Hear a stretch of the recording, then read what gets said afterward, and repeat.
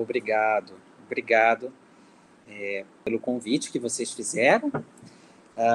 Eu espero que a gente possa ter uma conversa nesse tempo e que seja uma conversa sincera sobre coisas que dão sentido e significado às nossas vidas.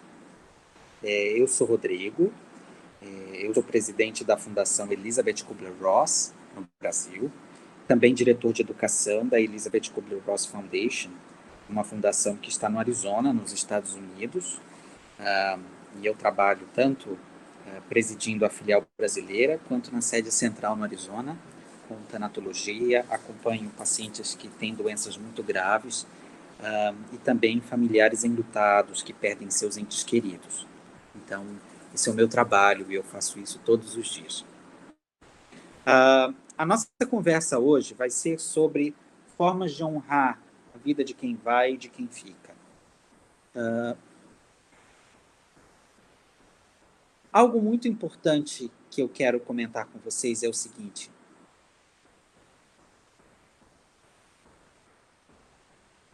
O movimento imperialista foi um movimento histórico que destruiu as comunidades nativas no Brasil, nas Américas, na África, em vários lugares do mundo. E era um movimento que pressupunha a existência de uma cultura superior à outra. No Brasil, especialmente, esse movimento docilizou os corpos das populações nativas e destruiu a maneira como elas viviam suas culturas.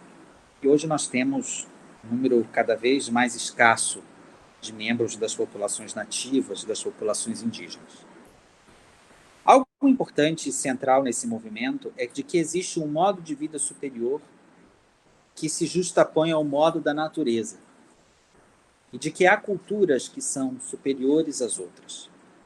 Quando nós falamos sobre o processo de luto e sobre o processo de perder um ente querido, nós estamos vivendo hoje um modo de vida ou uma cultura imperialista, uma espécie de um imperialismo psicológico, como se as pessoas enlutadas ou as pessoas que perdem seus entes queridos precisassem fazer com que a sua dor se tornasse civilizada, como se a dor incivilizada do processo de luto pudesse ser domada, como se ela pudesse ser controlada, como se ela pudesse ser docilizada. E é curioso isso, porque nós estamos tirando o direito das pessoas de viver seus sofrimentos. Algo importante é o seguinte, é que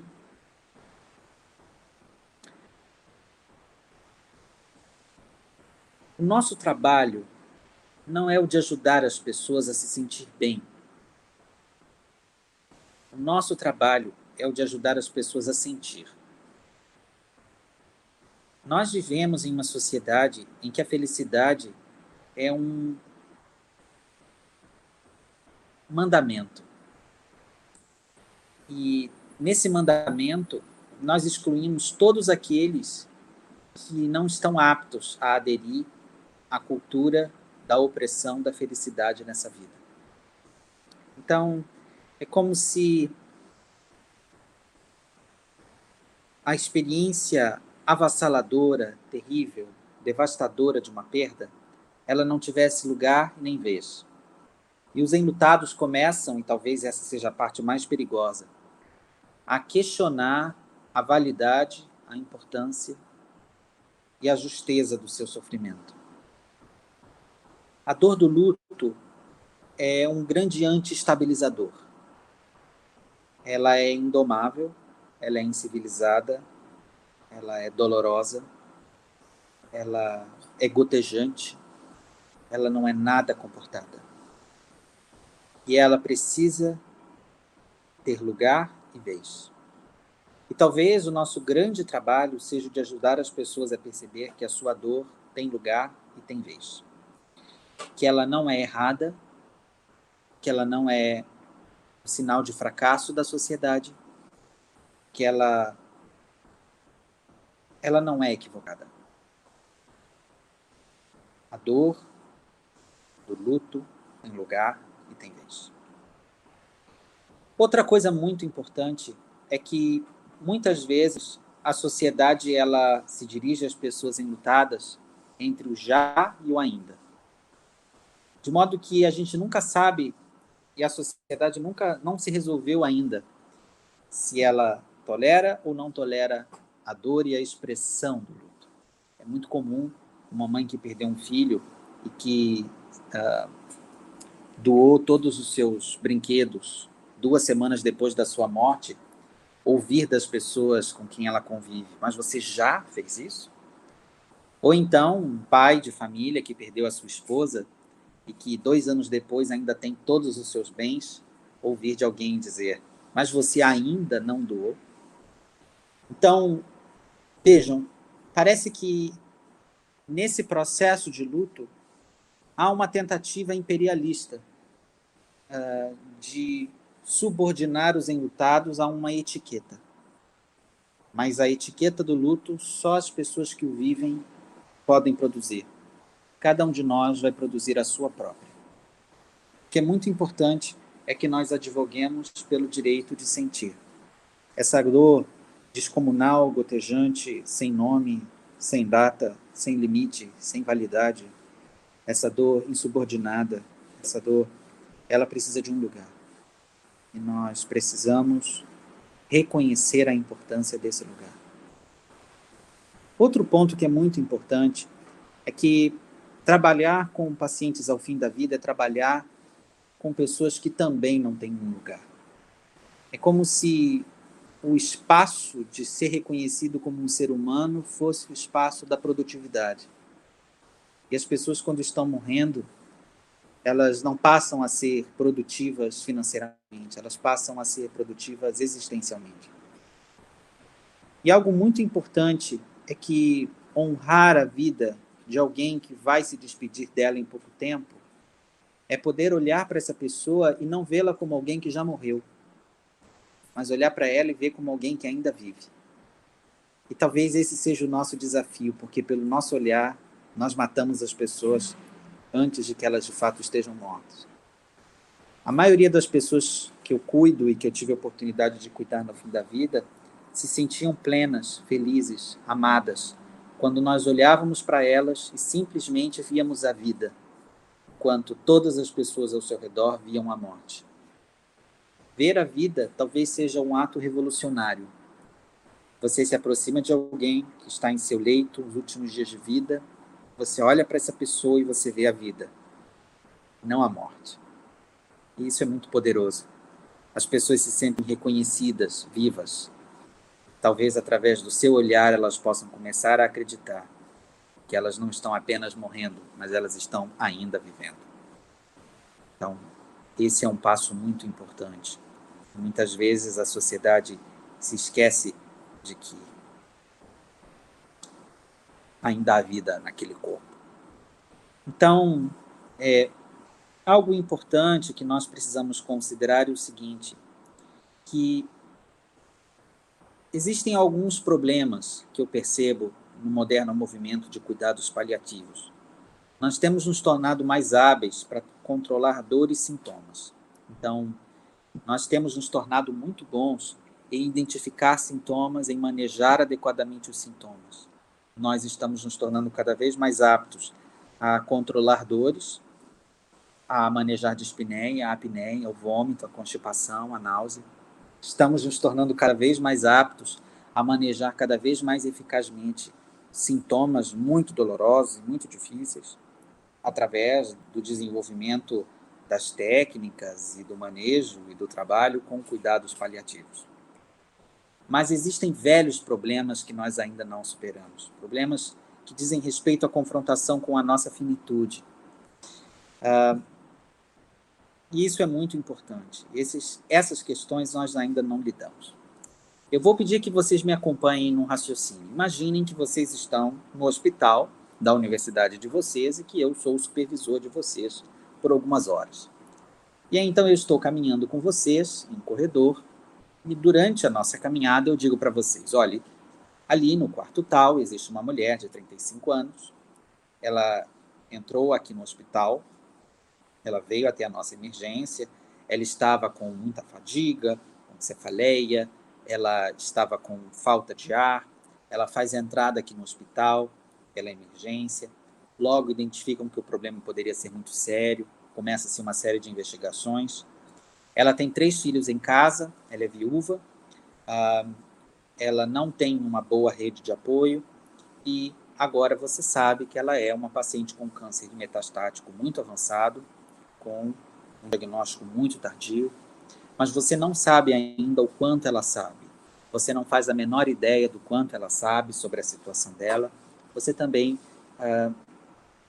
não tem notícias sobre como ou quem está cuidando dos filhos dela. Mas você vai comigo em direção ao quarto dela, eu coloco você dentro do quarto e fecho a porta. E então você se depara com uma mulher. Eu vou pedir que vocês sejam absolutamente, brutalmente honestos consigo mesmos. Quais são as reações emocionais de vocês a essa mulher? Não quero que vocês respondam o que vocês leram nos livros. Quais são as reações emocionais de vocês a essa mulher?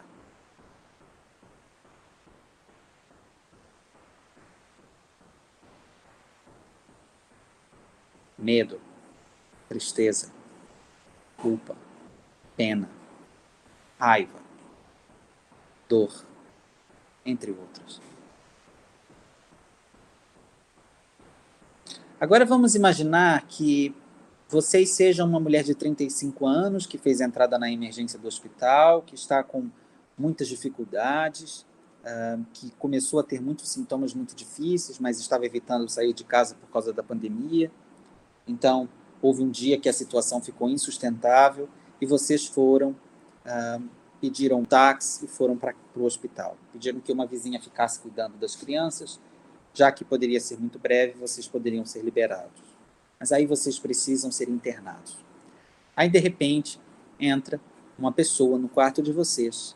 Quando você olha para essa pessoa, a única coisa que você vê é medo, tristeza, raiva, culpa, dó, tristeza, medo, culpa, tristeza, dó. O que isso faz de você, o paciente? O que isso faz de você?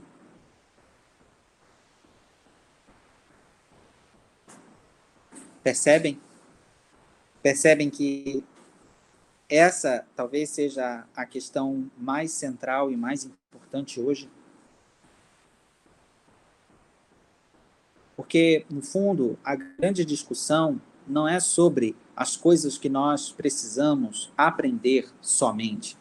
Porque, claro, nós precisamos aprender a manejar adequadamente os sintomas, cuidar da dimensão espiritual e psicossocial das pessoas e de suas famílias quando se aproximam da morte. Mas nós também precisamos encontrar um lugar de conforto dentro de nós, um lugar seguro dentro de nós, para se aproximar dessas pessoas e ajudá-las a se sentirem vivas até o fim. A maneira como nós olhamos para elas é uma espécie de condenação. Elas podem se sentir mais perdidas do nosso olhar, e o nosso olhar precisa ser um lugar onde elas se sentem vistas, encontradas, reconhecidas, suportadas, auxiliadas. Então, esse é um ponto capital. Nós precisamos ajudar as pessoas nesse movimento, nesse processo, nesse caminho. Isso, pessoal, serve para as pessoas em luto e para as pessoas que têm doenças muito graves. Nós precisamos começar a olhar para as pessoas e ver nelas não uma sombra do nosso medo, uma sombra da nossa experiência de fracasso, uma sombra das nossas tarefas inacabadas. Nós precisamos olhar para as pessoas que sofrem e ver nelas a sua essência. E mais do que isso, quando nós olhamos para elas, nós precisamos nos perguntar: o que eu posso fazer para ajudar essa pessoa? O ponto mais importante que vocês precisam saber é que não há nada que vocês digam ou façam que irá consolar, reparar ou ajudar essas pessoas a superar. Não se supera um luto. A perda de um ente querido faz com que o nosso coração fique irremediavelmente partido. Não se supera um luto. Palavras como superação, palavras como, enfim, quaisquer palavras que nós usemos. Não há uma resolução para uma dor como essa. A única coisa que os enlutados vão precisar fazer no curso de uma vida inteira é aumentar a própria musculatura para que eles possam carregar o próprio sofrimento. Então, eles vão precisar aumentar a capacidade de coping, de enfrentamento, que eles possam suportar o tamanho de uma dor que não cabe enfeite. É uma dor sem enfeite. E sim, eles vão construir significado para essa dor, mas eles vão construir significado conforme os próprios termos, segundo o próprio tempo. Esse é um passo importante. O que é mais importante é que nós estejamos lá. Se você quer ajudar alguém que está sofrendo em virtude de um trauma, de uma perda, ou que está perdendo a própria vida com uma doença grave, é muito importante que estar lá, saber que estar lá é um passo fundamental. Mas estar lá precisa contemplar uma série de qualidades essenciais, uma série de elementos que façam com que a sua relação com aquela pessoa seja uma relação curadora. O primeiro desses elementos, eu diria, é a experiência da segurança. Para que as pessoas possam transitar de uma vida conhecida para uma desconhecida, elas precisam se sentir seguras. E o primeiro elemento da segurança é a verdade. As pessoas precisam sentir que você é verdadeiro com elas. E mais do que isso, a verdade, ela pode ser exprimida por meio de uma equação. A verdade é igual a consistência sobre o tempo. Ou seja, nós precisamos ser consistentes no curso do tempo. E essa consistência, ela precisa ser percebida pelo paciente como veracidade, como verdade. Sem isso, as pessoas não se sentem seguras conosco. Outro passo muito importante é que nós possamos ter um certo nível de previsibilidade e de que as pessoas saibam que nós estaremos lá quando elas precisarem de nós.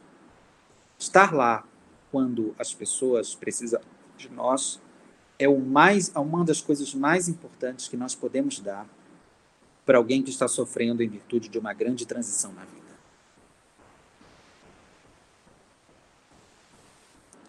Estar lá é, talvez, uma das coisas mais essenciais. É um presente que nós entregamos para os outros. E os outros vão devolver esse presente para nós, com gratidão, contentamento e sentido de vida.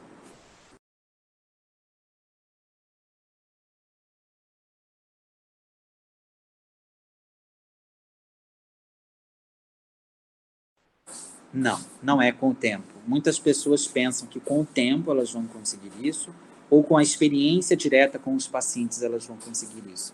E não é verdade. Elas podem se fechar cada vez mais, se apavorar cada vez mais, se amedrontar cada vez mais. E as situações vão se repetir e esse problema permanecerá insolúvel. Então, o que é bastante importante que vocês saibam é que o tempo sozinho não dá conta da enormidade desse trabalho. Eu vou contar para vocês uma história. Eu fui convidado para fazer a supervisão de alguns estudantes da Faculdade de Medicina aqui da UFRJ por uma professora que eu conhece o meu trabalho. Eu passei uma tarde com eles, eram 3 horas. Eles eram estudantes de medicina dos últimos períodos que estavam tendo contato com pacientes gravemente enfermos que precisavam de cuidados paliativos. Aí, eu me aproximei, sentei diante de todos eles, né? E eles esperavam que nós fôssemos conversar sobre medicamentos, sobre plano de cuidados, sobre as intervenções com os pacientes. Eu fiz uma pergunta. é o que foi difícil essa semana ao lidar com os pacientes. O que foi difícil para vocês? E aí, então, é como se nós estivéssemos aberto um baú. Um baú. Uma estudante de medicina do 8º período disse que havia um paciente que estava sob os seus cuidados e que nunca mais apareceu. E para ela, isso estava sendo muito difícil. Era um paciente gravemente enfermo que vinha no ambulatório. E para ela estava sendo muito difícil o fato de que aquele paciente não vinha mais. Eu olhei para ela e disse: quando você olhava para esse paciente, você viu o quê? E ela me disse: eu vi o meu irmão, era muito parecido com ele. E eu nunca tive a oportunidade de dizer adeus para o meu irmão, que saiu de casa e nunca mais voltou.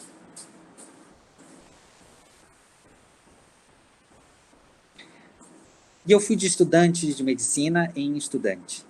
E para minha surpresa, talvez nem fosse tanta surpresa assim, todos eles tinham tarefas inacabadas, dores emocionais, que se conectavam com as histórias dos seus pacientes. Todos eles. Todos eles. E que fazia ou com que eles evitassem os pacientes, ou que eles fossem super dedicados. Uma forma de compensar a experiência dolorosa na própria história. Ou de evitar a dor da própria história. Ou qualquer outra forma de reação emocional que nós geralmente vemos. Como racionalizar demais o caso, como hiperdedicar-se ou hiperocupar-se, entre outras formas de reação emocional que nós conhecemos. E todas essas dificuldades internas desses alunos impediam que eles pudessem ter relacionamentos autênticos e verdadeiros com os pacientes. Então, nós tínhamos 3 horas. Eu dei tarefas específicas para todos esses alunos. Para essa aluna em especial, eu pedi que ela escrevesse uma carta para o irmão, para que ela começasse a expressar tudo o que ela sentia por ele, toda a raiva e todo o descontentamento. E nós fizemos isso com relação a todos os alunos. 2 horas depois, nós tínhamos alunos que já tinham feito um trabalho pessoal sobre o próprio sofrimento. Eles haviam chorado, haviam entrado em contato com a emoção, se expressado em um ambiente seguro. Um ambiente seguro. Logo depois dessa experiência emocional profundamente intensa, nós tínhamos alunos que conseguiram, agora estavam conseguindo lidar com os próprios sofrimentos de outra maneira.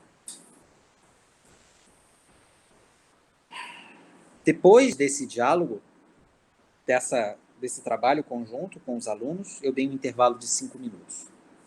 Nós voltamos. Em meia hora, todos os casos estavam resolvidos. Assim. Simplesmente assim. Nós rapidamente discutimos as condutas, mas agora eles estavam mais aptos a olhar para os pacientes sem a sombra das próprias tarefas inacabadas. Então, o que eu poderia dizer para vocês é o seguinte: nós, enquanto pessoas que vamos cuidar dos outros, precisamos saber que os pacientes, as famílias e as circunstâncias têm o poder de acionar certos botões em nós. E esse acionamento faz com que sejam despertadas em nós certas tarefas inconclusas da nossa própria história. Então, o que eu poderia dizer, Lívia, para você é o seguinte: nós precisamos começar a olhar para a nossa própria história e cuidar da nossa própria dor, que também é incivilizada, é difícil, é dolorosa, é gotejante. E se nós não olharmos para isso com honestidade e com amor, nós não poderemos fazer bem o nosso ofício. Eventualmente, aqui e ali, nós vamos nos deparar com muitas dificuldades. E isso vai dizer da nossa própria história e das dores que nós não cuidamos na nossa própria história. Então, o que eu poderia dizer para vocês é o seguinte: é um exercício para a vida inteira. Mas conectar-se verdadeiramente com as pessoas pressupõe em você começar a compreender que você é o seu principal instrumento de ajuda. E você só vai conseguir se conectar verdadeiramente com as pessoas se o seu coração partido, e todos nós que escolhemos essa área temos um coração partido. Se o seu coração partido puder receber de você, pelo menos, o afeto e o amor que ele precisa.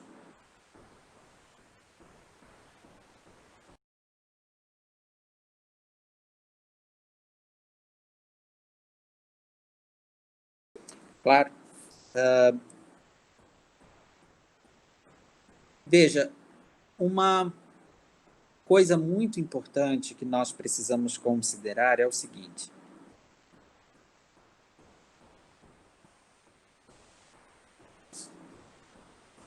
Eu quero dar uns passos para trás, tudo bem?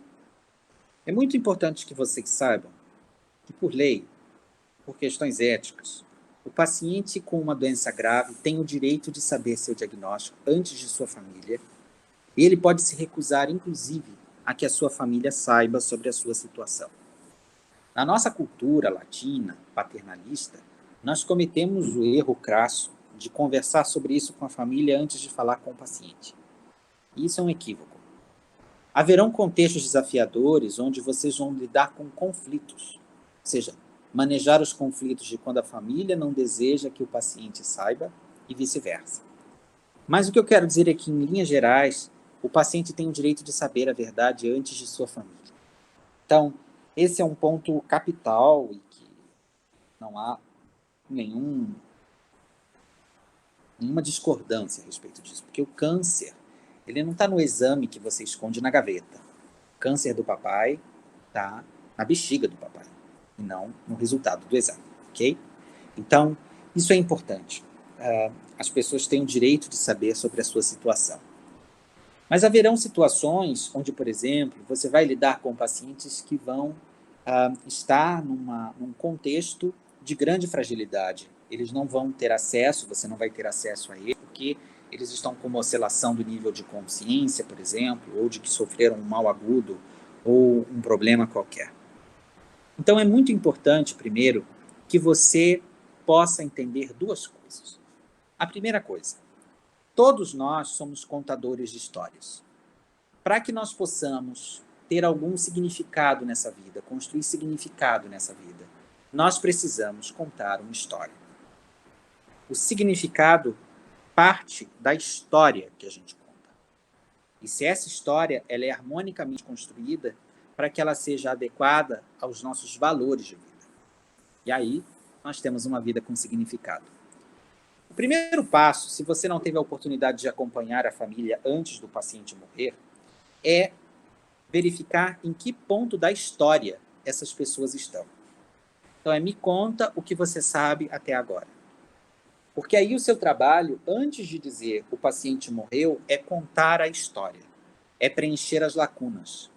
Não de maneira evitativa, ansiosa.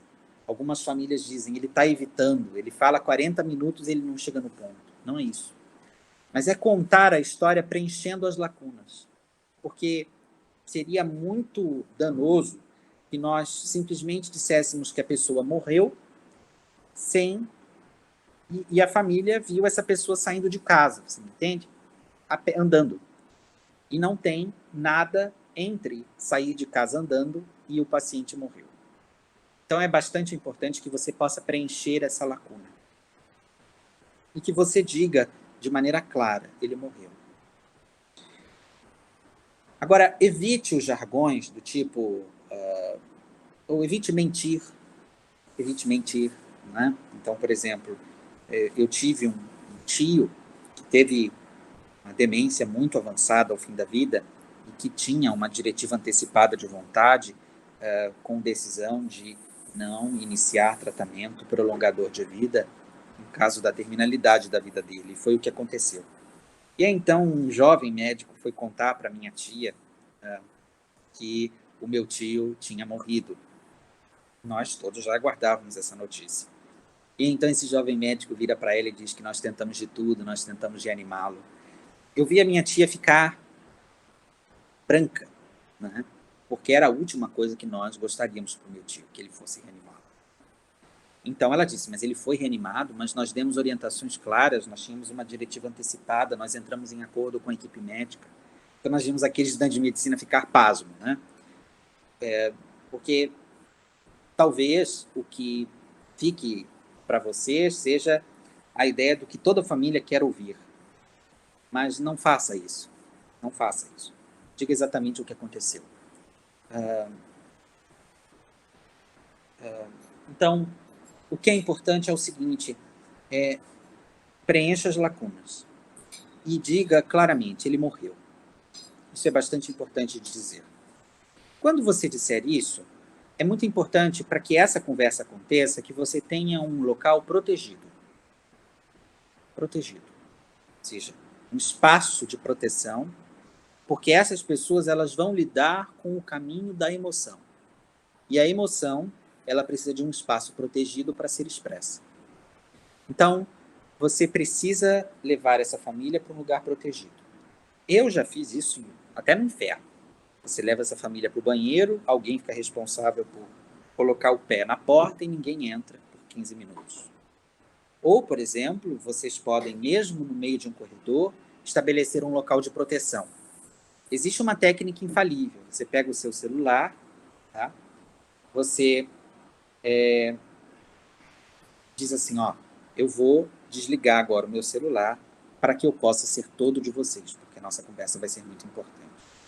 Quando você faz isso, mesmo no meio do inferno, você cria uma barreira de proteção e você leva essas pessoas, mesmo que virtualmente, para um lugar seguro, onde você vai fazer o máximo de esforço para que ninguém seja interrompido. Então é muito importante que você tenha um lugar de proteção para essas pessoas. Que não seja na porta da emergência, nunca. Nunca. Ok? Mesmo vocês vendo professores, supervisores fazendo isso, é errado. Não repitam o que é errado. Aproveitem para aprender o que é certo, mas o que é errado não. Então, isso é importante, que tenha um lugar de proteção. E como eu disse, esse lugar de proteção ele não precisa ser uma sala especial para isso. Você pode estar no meio do inferno, mas criar um lugar de proteção é muito importante. Okay?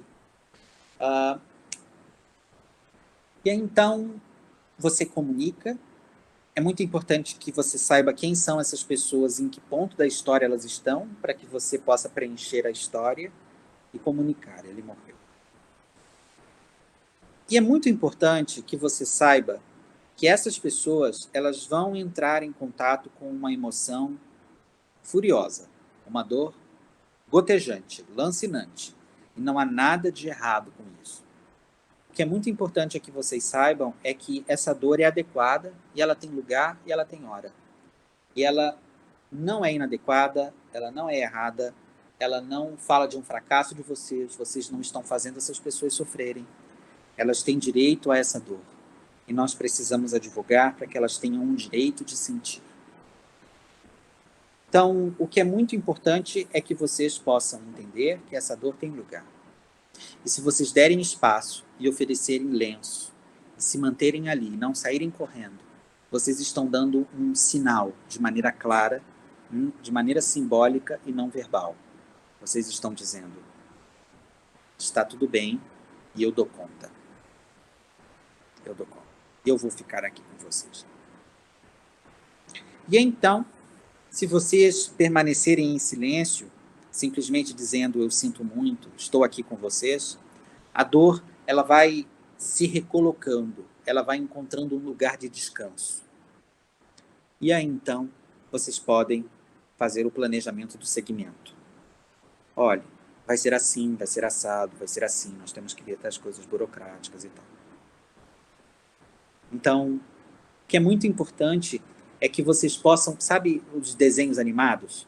Que tinha um personagem que ia, cortava o tronco, aí o tronco caía. Pá! Vocês lembram desse desenho animado? Pois é. Desenho animado, cai o tronco, e aí tem o personagem que grita, madeira! Vocês precisam ser um espaço e oferecer um espaço para que a madeira caia. Para que as pessoas gritem se precisarem, que elas chorem se precisarem, que elas sejam validadas na experiência delas. E frases como, não é justo mesmo, eu sinto muito. Ou frases como, eu nem imagino o que você está sentindo, mas eu estou aqui para você. Elas criam conexão. Evitem ao máximo frases que criam desconexão, como você é muito nova, você pode ter outro filho. Ele não gostaria de te ver chorando. Não chore, olhe pelo lado bom. Essas são frases que criam desconexão, elas são equivocadas, elas são erradas, elas produzem um desencontro, uma desconexão. Então, é muito importante que vocês produzam espaços de conexão, de proteção. Esse é um passo essencial. E saberem disso, um espaço para dor e ajudar as pessoas a sentir, sem apressá-las, é o melhor que vocês vão poder fazer por elas. Elas nunca vão esquecer de vocês.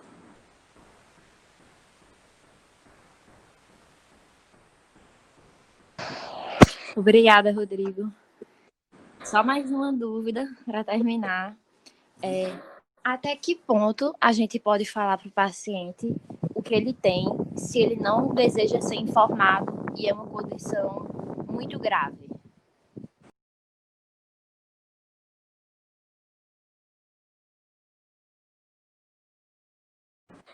Não, então, o paciente ele sempre tem o direito de saber, mas não o dever.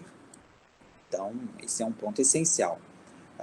Por vezes, as pessoas elas vão precisar de tempo para se acostumarem com essa possibilidade. Então, é muito importante que você... E o melhor momento de saber isso é quando você tem uma grande suspeita de que é um mal que o paciente tem, de que é um problema de saúde que ele tem, mas você ainda não tem certeza. Ok? Então, você pode ter essa conversa. Olha, nós vamos pedir os exames, e quando saírem os resultados, você vai querer saber os resultados? Você vai querer conversar comigo sobre os resultados? E aí o paciente vai dizer, não, eu não quero. Então, você pode estabelecer com ele o procurador de cuidados em saúde. Com quem que você quer que eu converse? E aí ele vai dizer, com meu filho, com a minha filha, com o meu genro, com a minha esposa, com a minha nora, com o meu amigo. Pronto. E aí você vai conversar com essa pessoa. Mas de tempos em tempos, eu recoloco essa questão. Porque algumas vezes os pacientes precisam de tempo para desenvolver a musculatura emocional para que eles deem conta de certas conversas. Então eu recoloco. Olha, nós estamos continuando pedindo exames, ou você gostaria de conversar sobre a razão pela qual você está internado, ou a razão pela qual você está aqui? E o paciente pode dizer, não, não quero. Ok. Então, é muito importante que, primeiro, isso seja facultado à pessoa adoecida. Né? Sempre.